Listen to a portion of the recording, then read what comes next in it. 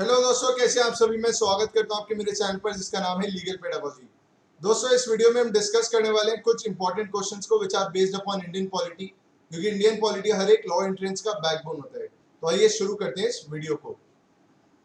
दोस्तों, पहला क्वेश्चन है कि who is the chairman of national development council. दोस्तों, नेशनल डेवलपमेंट काउंसिल ना ही कोई स्टैट्यूटरी बॉडी है, ना ही कोई कॉन्स्टिट्यूशनल बॉडी है, ये बात आपको याद रखनी है।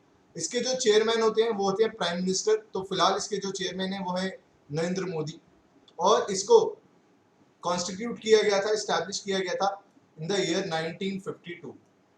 तो ये बातें आपको याद रखनी है। अगला है who appoints the chairman of the finance commission. तो फाइनेंस कमीशन के चेयरमैन अपॉइंट किए जाते हैं by the president. Finance commission एक कॉन्स्टिट्यूशनल बॉडी है अंडर आर्टिकल 280। पहला इंपॉर्टेंट फैक्ट जो आपको याद रखना है, इसका जो टेन्योर होता है वो होता है 5 साल के लिए। 5 साल के लिए इसको अपॉइंट किया जाता है। 15th फाइनेंस कमीशन अभी फिलहाल चल रहा है। 15वां फाइनेंस कमीशन अभी चल रहा है।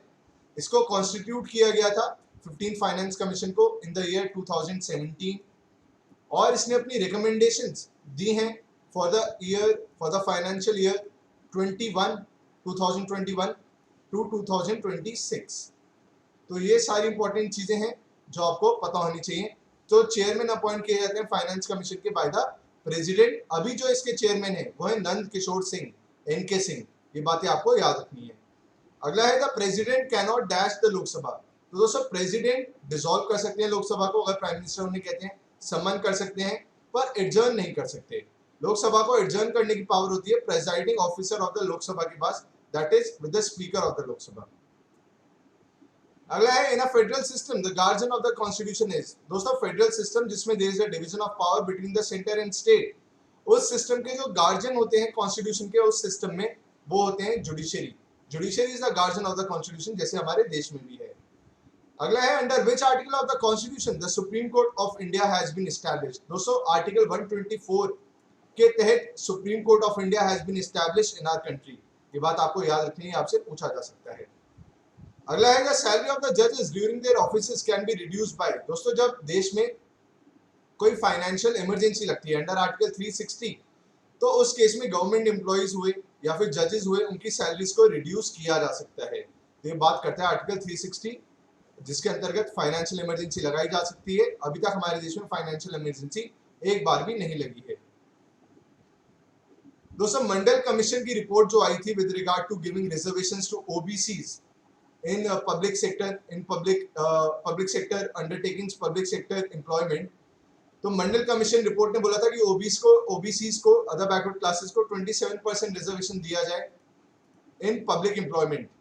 तो उसकी रिपोर्ट को इंप्लीमेंट किया था वीपी सिंह ने। ये बात आपको याद रखनी है, क्योंकि रिजर्वेशन अभी काफी न्यूज में है, मराठा रिजर्वेशन और बाकी सब चीजों को लेकर।